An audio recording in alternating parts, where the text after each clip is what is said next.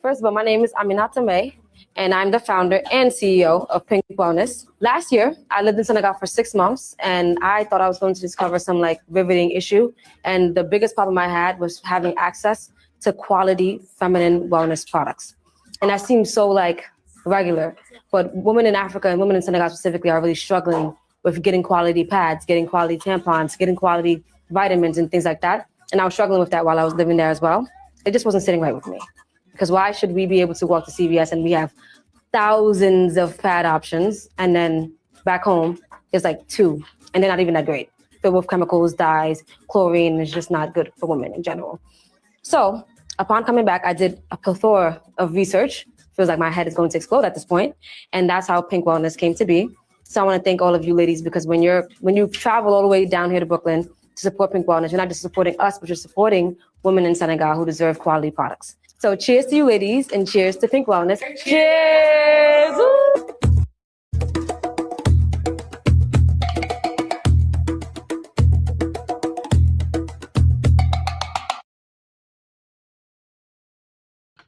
All right. Welcome to Pan-African Perspectives, your weekly live stream where we talk about all things Africa. We talk about the news of the day, my experience on the continent, and from time to time, we interview people who are building businesses back home.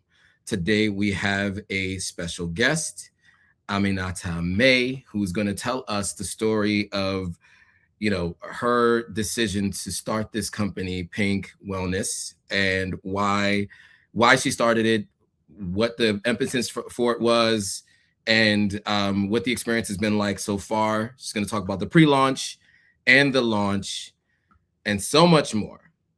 But before we get into the interview, let me do a quick introduction for myself. So I'm Joe Hatagwa. I founded Authentic African Media to help people visit, move, and invest on the continent of Africa. We do live streams weekly where we talk about the issues of the day across the continent. We also talk to people who have moved to the continent, built businesses there, and folks who are going back and forth. And then, of course, I also tell my story of building a house and buying land on the continent. And of course, as you all know, I lived in Ghana and Sierra Leone for just about 4 years altogether. So now we are focused on telling people stories who are making the transition to building a business on the continent. So without further ado, I will bring on Aminata. So here we are. Aminata, thanks for joining. Hi, Joe. Thank you for having me. Of course. So I would love for you to start by kind of giving everybody a little bit of background on who you are before we kind of talk about PYNK. Your background, your connection to Senegal, so people understand, who you are, so they can, to learn a little bit more about you before we talk about the business. Absolutely. First of all, I think Joe already gave me a sterling introduction, so thank you, Joe. My name is Aminata Mbaye. I'm first generation Senegalese.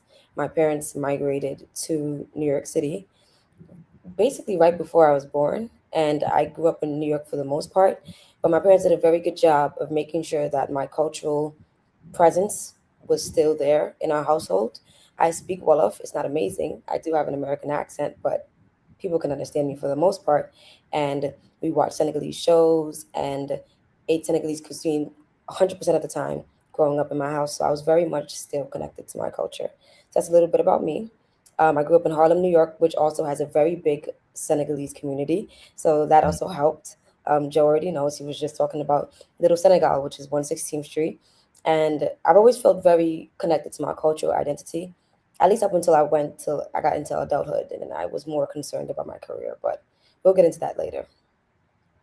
Absolutely. And yes, my aunt lives on 116th Street right now. So I'm in Little Senegal every time I go to see her. So, I do want to ask you a little bit about how this business came to be, right? I mean, because, there are a lot of things that you could be doing with your time, your energy, and your effort. And so, and in that video, you kind of described it, but maybe you can bring a wider lens to it. So what led, I know you went to Senegal, was it in December of 2024? Is that when you went? That's when I went for good. That's when I went for 6 months. Went for 6 months. Okay. Can you tell us when what preempted the idea of PYNK Wellness, and what did you experience that made you think Yeah. about starting this business? So in December 2024, I decided for good. It ended up being like 6 months there, and I ended up going back to New York.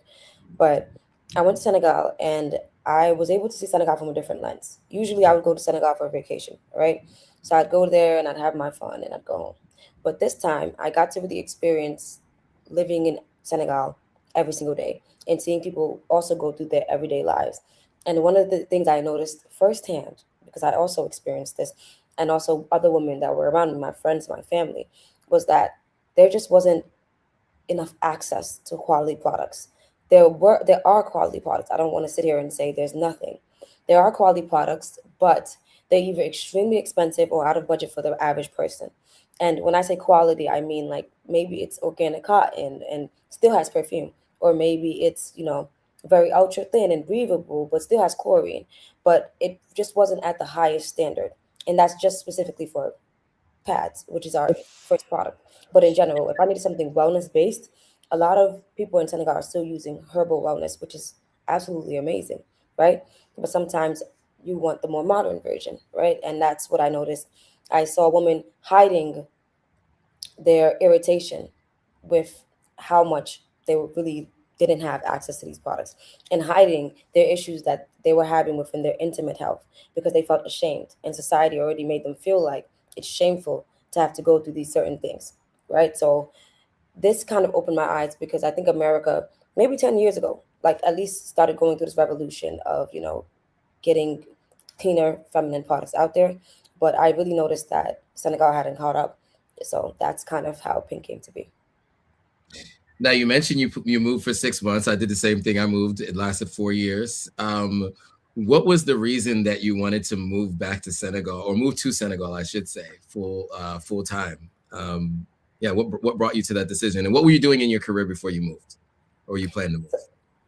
Yeah, so I moved to Senegal because in December of 23, actually, I went back to Senegal for the first time in I think 7 years, right? Okay. So it was a long time, because during that time I was in college and I kind of was building my career, which I'll get into later. But I went to Senegal for the first time in 7 years, and that trip, if I could describe it in a single word, it would just be riveting, Mm. because Senegal had modernized so much. Like it was crazy to me. The Senegal that I saw when I came when I was 15 was not the same Senegal that I saw when I came in December of 2023. So I was in awe of that. But then I also realized that within the modernization, a lot of people, a lot of average Senegalese people were still struggling within their daily lives and didn't have any resources to help them.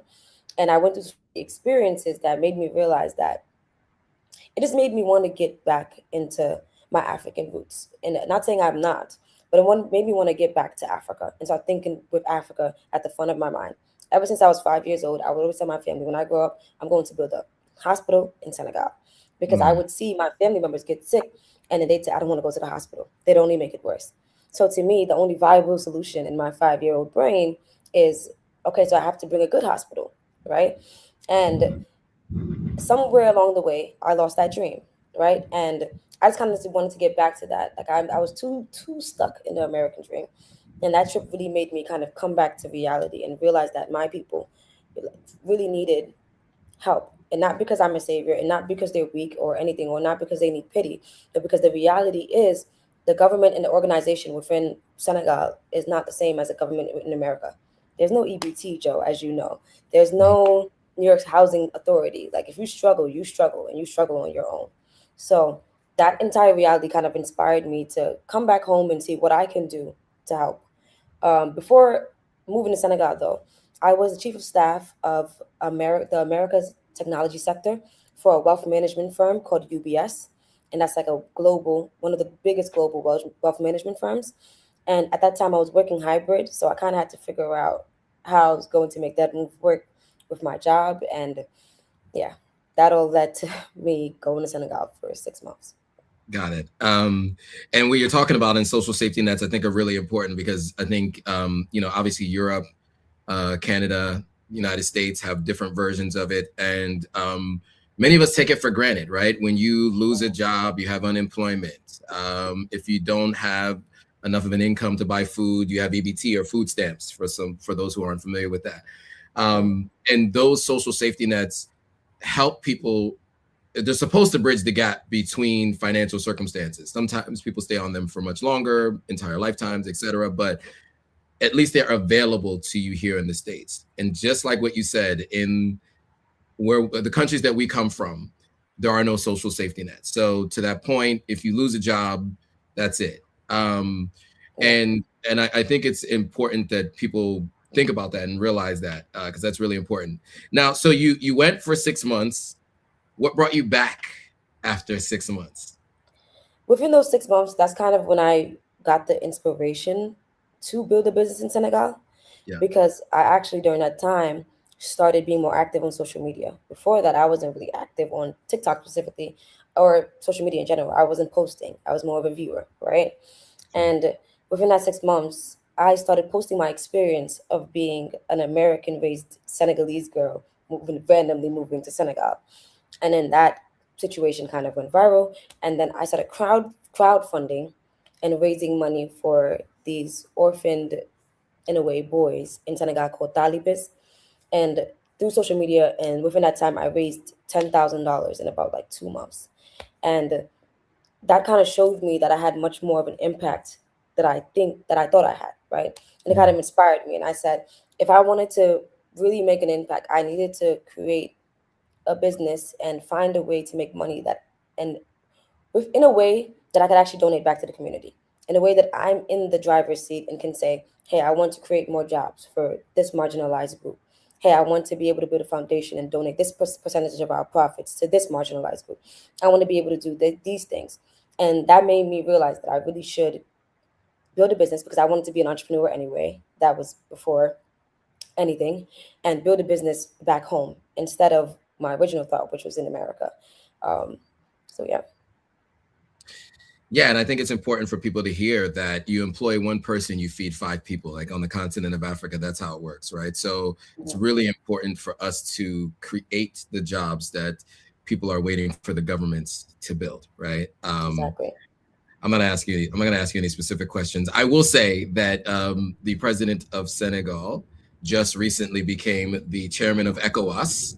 That was news over the weekend. The president of Sierra Leone, who was the chairman of ECOWAS for the last year, just handed over the chairman of ECOWAS to your current president in Senegal. I'll skip the politics because I know I've talked to many Senegalese about it. I won't jump into that with you here because I didn't tell you I was going to ask you about that, so I won't do that. This is just recent news, so I wanted to mention that to folks. So your founder's message says silence should not be inherited. Can you explain like where this comes from and how did you decide that this is something you should focus on as a business versus just knowing that it shouldn't be a thing? Absolutely. I think that in Senegal specifically, right? Senegal is a secular country, and majority of people are Muslim, right? I'm Muslim, thank God. I'm Muslim. So, and that's a great thing. But I feel like with that comes a sense of conservatism, right? And Senegal is still a very conservative country. And within that conservatism, even when people migrate overseas, it's like there's this silence that's inherited in a lot of sensitive topics. And one of them is intimate and sexual health. Like we kind of grow up saying it's like, don't ask, don't tell. Like you have an experience within your intimate health, you got to figure it out. There's really nobody's asked because nobody is comfortable enough to actually talk about it. And within that silence, ignorance is also inherited because people just assume that they're doing the right things when they're actually doing the worst things. Like you should not have fragrance in your intimate areas, but they think, oh, I should smell good for my husband because my mom said I should smell good for my husband. And that kind of just goes on generation and generation. And women just continue to keep their mouth shut, specifically when it comes to intimate health. And there are a lot of other subjects that line can relate to. But when it comes to intimate health, women are told to just be quiet and kind of figure it out. And that's why I put that line there, because I want to create a space, even in a conservative society, even in a conservative country that's extremely religious, where women can feel safe to come and say, hey, I'm confused about this. And if I'm confused about this, I don't feel comfortable asking somebody in my family. I know that there's a company who educates on the subject, who actually says the medical terms out loud instead of sugarcoating them. When it comes to pink, we say the medical terms. We will not call it a kitty cat, right? We're not going to give it a nickname. We're going to say exactly what it's called, and we're not going to sugarcoat it.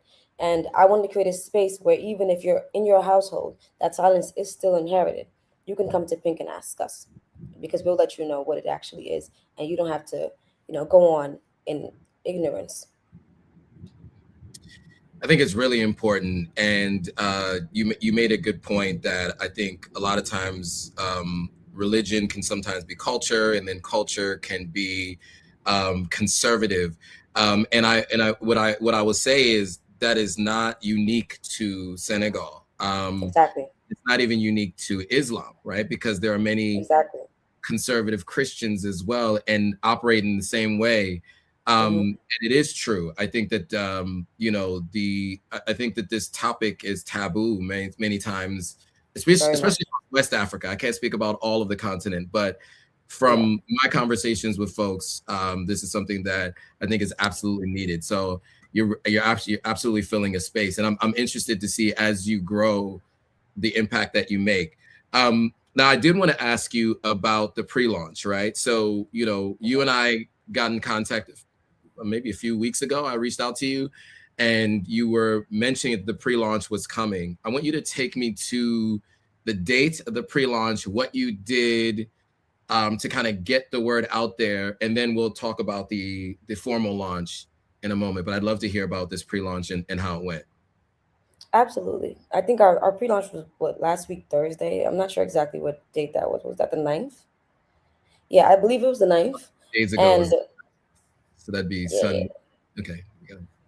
yeah. So our pre-launch, basically, the what we did to get word out there is something that's pretty unconventional. For West Africa, not for America. I will say that. So we basically launched our Pink Rapids. There is a Mega Rapid and a Mini Rapid. The Car Rapid is something that's very significant and very important to the cultural identity of Senegal. We are known for these colorful buses with these symbols and all types of things painted on them. And it's a really big part of Senegalese tradition and heritage. So when I was thinking of like, how can I make some noise? Just for your guys' reference, God apples are usually like yellow, green, red, blue, like primary colors. I'm thinking, how can I make some noise in the community? How can I get the community to like see us? And one of the first things I thought of was God apple. Like I said, Senegal is a pretty traditional country, so I know that people would be shocked by this pink rapid because it hasn't really been done before. So the pink rapid pretty much took social media by storm and was so viral that people were posting it on their own pages, right? And I couldn't ask for no more than that. But I didn't even expect it to make that much of a splash. People were posting it on their own pages. It was all over Snap. People were calling me like, "I just saw your car rapid on this street." People were tagging us, and we made it like a citywide scavenger hunt. If you find it rapid, we'll give you guys a pink gift bag filled with our favorite wellness items. So everybody was just tagging us and sending us pictures, and it was a very very cool experience because it felt like something that I took from my brain and just like it became a reality, and then everybody loved it. I will say though, on that note, right? People were so shook. Speaking of taboo, a lot of people, a good chunk, not a lot, not the majority, not nowhere near the majority, not even 1%, but a handful of people were commenting under our Instagram, like, hey, why did you write pads on this karapit? What if a woman is embarrassed? And then that really shows how taboo of a subject, intimate and sexual health and menstrual health for women is still in the society. If people are still like, you have pads on this bus, that's not okay. And it's just pads, right? So I will say that I think that's important to know. But majority of people were like, this is so cool. I love this. I want to take a picture with it, right? So I just want to say that. Nice. I mean, that is an interesting way to launch the business because, as you said, you had what they call earned media, right? Meaning that you didn't have to pay any influencers or do anything. People were proactively sharing. Mm-hmm. And how do you pronounce it? How do you guys pronounce it? Karapit. Karape. Okay. Mm-hmm. Um, In Ghana, it's a trotro. I can't remember what we call it in Sierra Leone. Every country has their own version. Pora pora, I think in Sierra Leone. We all have our own name for our little mini buses, but we all have them in our countries. These are our forms of public transportation, right? Yeah. So I think, first of all, I think that was a really smart move, and obviously it captured a lot of people's attention.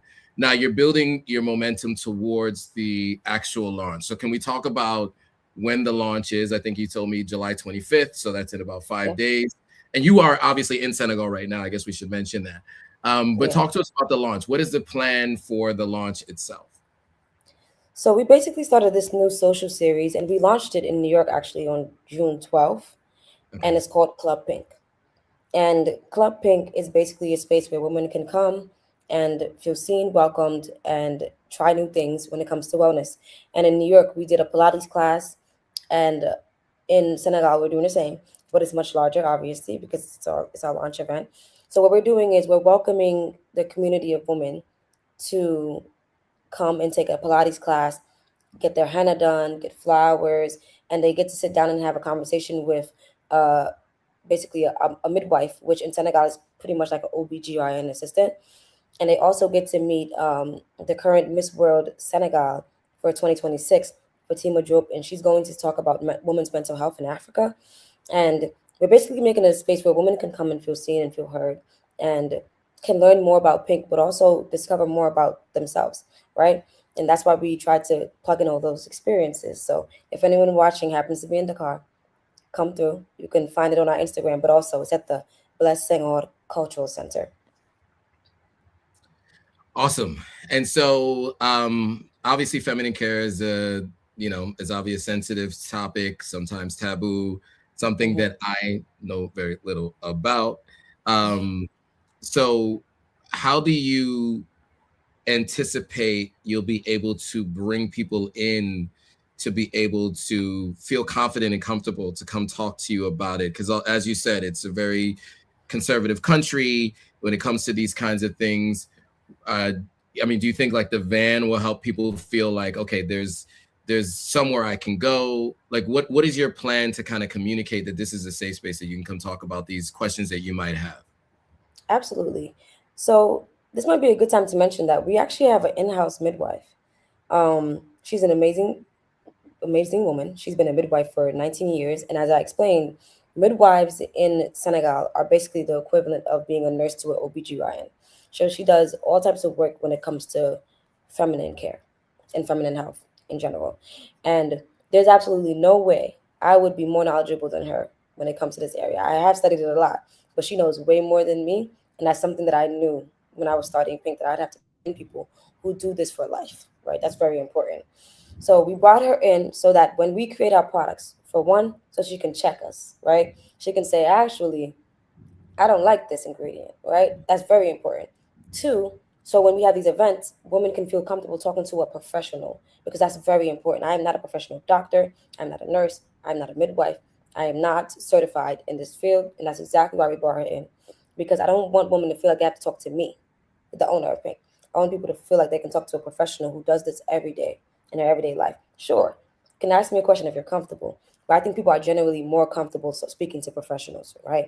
So that was very important to me. Absolutely, that makes a lot of sense. And then when it comes to logistics and distribution, what products? So I heard about some services, right? So communication with a midwife that has a wealth of knowledge, Pilates classes as well. I know one of the challenges you saw were a lower variety of products. Is there a plan to introduce more products to the market, whether that's through a branded version or other external products? What's the plan in terms of the distribution of the additional products that you that were missing that you discovered? Absolutely. So PYNK Wellness is called PYNK Wellness for a reason. We want to be a full wellness house. We started with menstrual care because we feel like it's a huge gap and there is a huge lack of products and attention to women's menstrual health in the community. Right. So that's why we started with that, because it's very important that women understand that having good menstrual care is not a luxury. Having good menstrual care is not a luxury because women do have to face this every single month, and they deserve products that take care of them and take care of their entire body, right? So that's why we started with menstrual care. But Pink Wellness plans to expand and do further wellness activities and to further wellness services and further wellness products in the future. And that's why we're called Pink Wellness and not like Pink Menstrual or Pink Feminine Care specifically, right? So in the future, we hope that we can offer a variety of wellness means for women in Senegal and hopefully all over Africa. Awesome. I think this is really great work. I have a friend of mine who is in the same industry, and Mm-hmm. she works for a nonprofit that imports products into the country, and she has conversations with girls' schools all around the country or girls in schools all around the country. And so, yeah, I think when you're ready to come to Sierra Leone, we have a plug for you that can really get you out in front of people immediately, because this is what she does, and it's obviously necessary and needed. It's called the Mama Pekin Foundation, mother daughter, in our own Pidgin English Creole. That's how it's described. Okay, so now you're still based technically in the U.S., but you do go back and forth. Is your plan to move back to Senegal again full time at some point? I'd like to eventually. If it's up to me, for sure.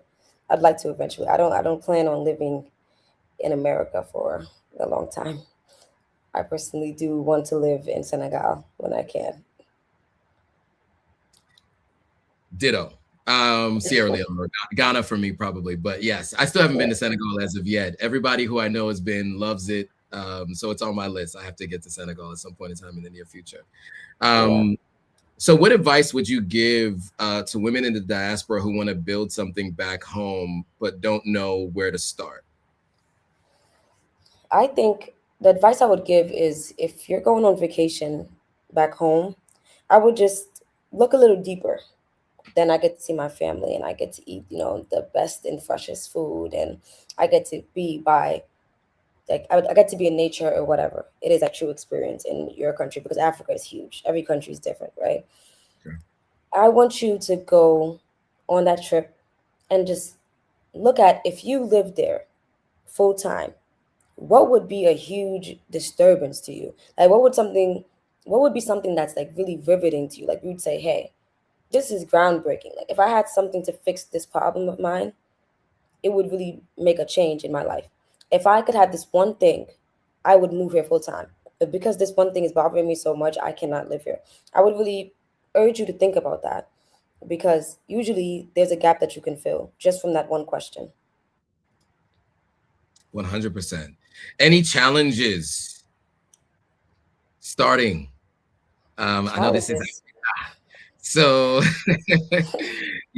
one of the things we talk about a lot, I always ask people that question while you think about it, while you formulate your answer, and I'm sure there are a few. We talk a lot about doing business abroad.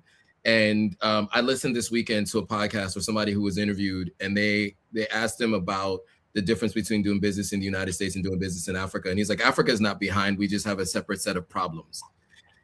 Sometimes we need additional water supply. Sometimes we need backups, electricity, Mm-hmm. fuel costs, etc., vehicle maintenance.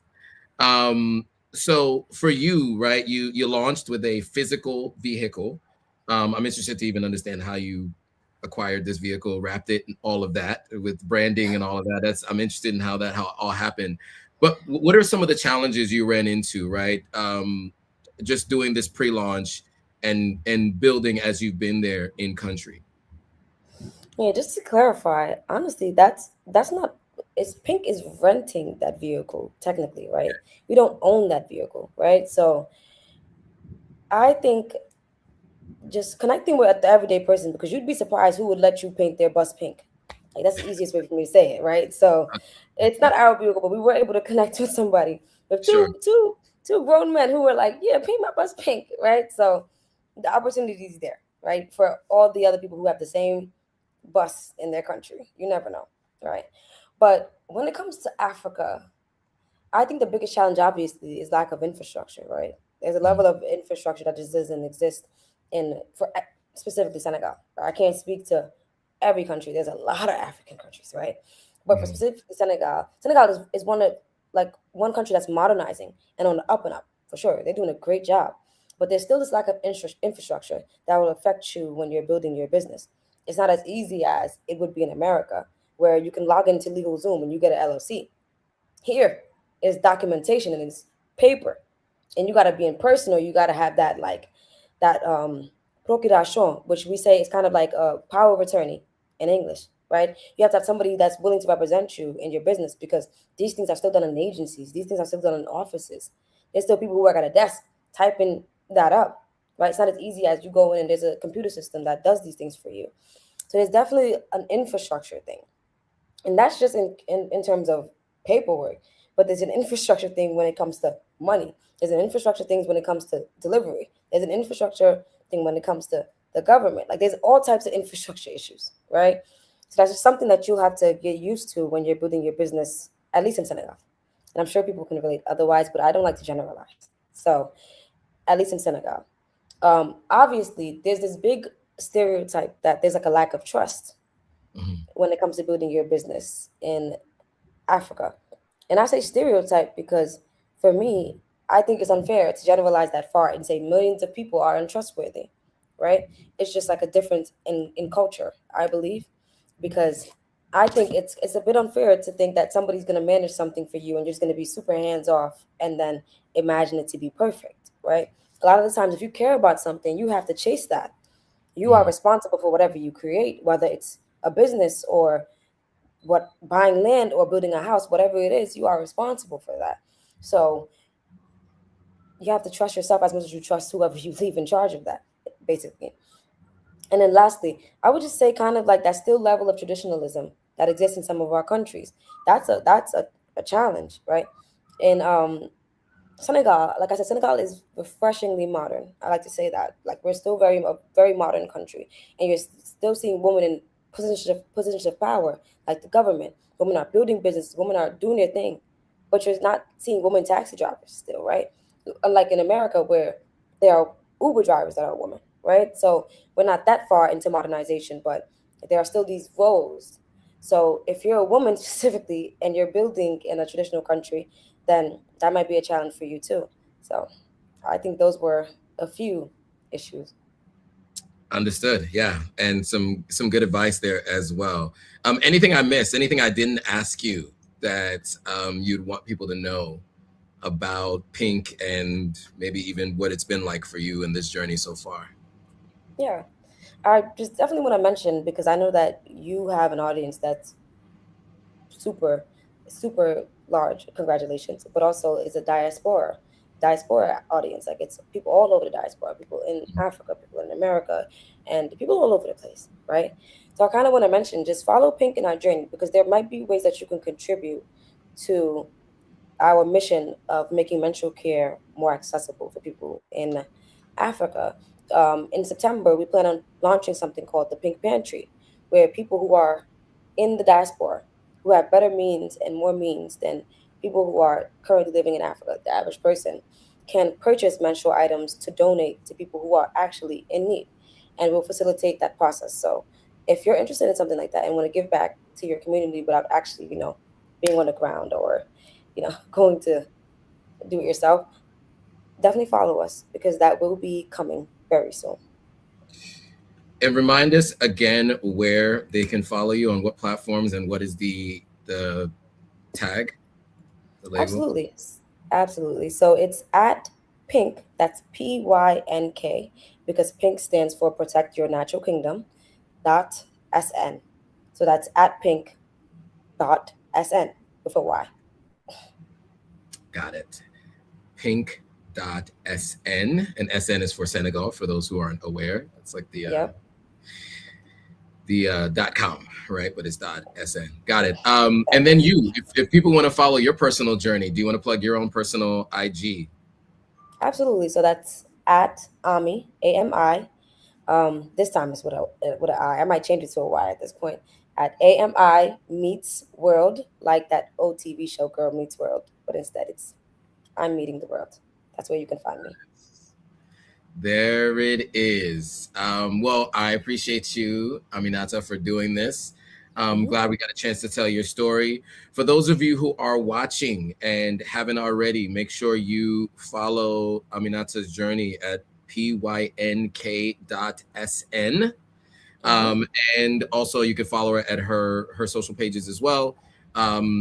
Make sure that you subscribe to this channel, follow across all platforms, share this with anybody you know who's thinking about making the move back to the continent, who's thinking about starting a business on the continent. These insights are going to be really helpful and useful. And anybody you know who's specifically in Senegal, make sure you share this with them so they can support in person. And with that, I want to thank you all for watching. I want to thank you again, Aminata, for doing this. And we will see you guys all on the next live stream. Bye, guys. Bye, guys.